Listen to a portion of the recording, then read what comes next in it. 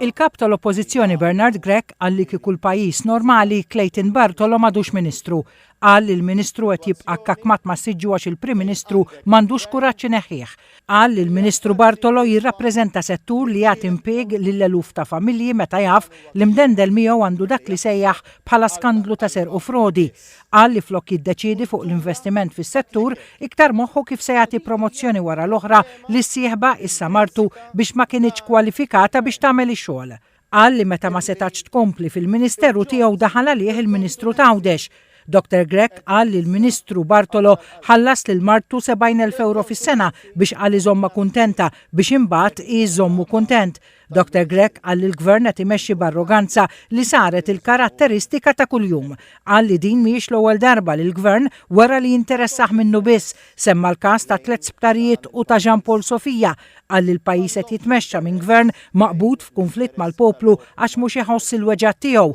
Qal li s-segretarji permanenti fil-Ministeri għandhom responsabilità jaraw li l-poplu ma jkomplix jinsteraq għax qed ibati minn qed jinvesti f'Malta u Għawdex.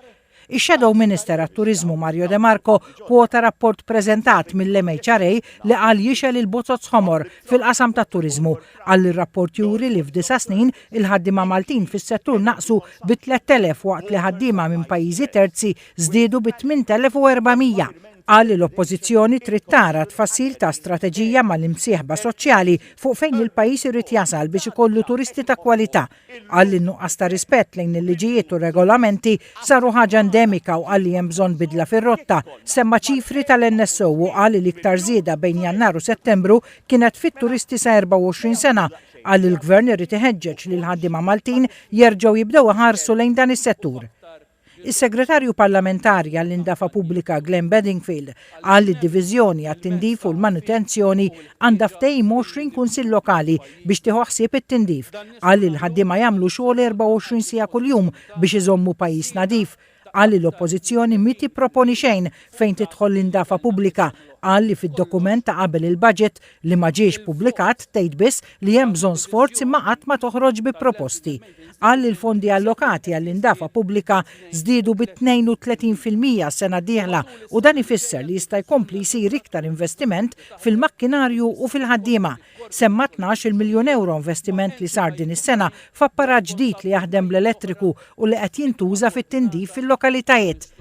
Meta għalaq id-diskussjoni fuq l-estimi finanzjarji għall-Ministeru tat-Turiżmu u l-Indafa Pubblika, il-Ministru għat-Turiżmu Clayton Bartolo qal li l-kap tal-Oppożizzjoni wera li ma jimpurtax minn din l-industrija importanti għall-pajjiż u minflok infex jajjar lilu u lil familtu personalment. Il-Ministru Bartolo qal li minn Jannar sa Settembru ta' din is-sena n-nefqa ta' turisti f'Malta tiġa laħqet in-nefqa tas-sena sħiħa li għaddiet u taqbes 3,000 miljun euro għall-ewwel darba. Qal li dan ifisser li minkejja l-pajjiż irid itejjeb il-prodott xorta qed ikompli jara żieda midħul fit-turiżmu.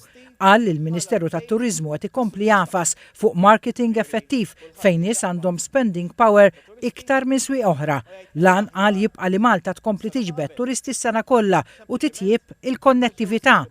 Il-Ministru Bartolo qal il-pajjiż qed iħares lejn swieq Skandinavi u linji bħal Air Baltic, SAS u Norwegian Airlines qed jaħdmu ma' Malta biex jinkisbu wkoll aqwa riżultati minn dawn is-swieq.